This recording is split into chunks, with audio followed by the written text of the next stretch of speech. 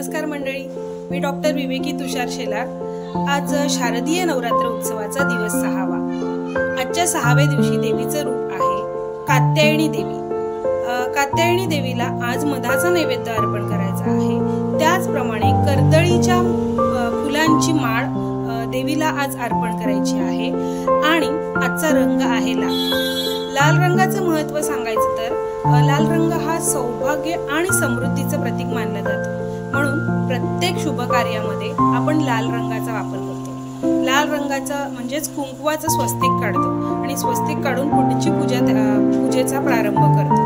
इतकं या लाल रंगाचं अनन्यसाधारण महत्त्व आहे। त्याचप्रमाणे नवरीला लग्नामध्ये नवरीचे वस्त्र जे असतात ते वस्त्र बहुतांश लाल रंगामध्ये असतात। देवीची जी आहेत किंवा देवीचं जे मंदिर आहे तिथले देवीने परिधान केलेलं वस्त्र किंवा देवीच्या डोक्यावरचं जे वस्त्र असतं ते लाल रंगाचं असतं। लाल रंग हा सौभाग्याचं प्रतीक, प्रेमाचं प्रतीक मानला जातो आणि ह्याच लाल रंगामध्ये सर्वात जास्त उत्साह निर्माण करण्याची ताकद असते।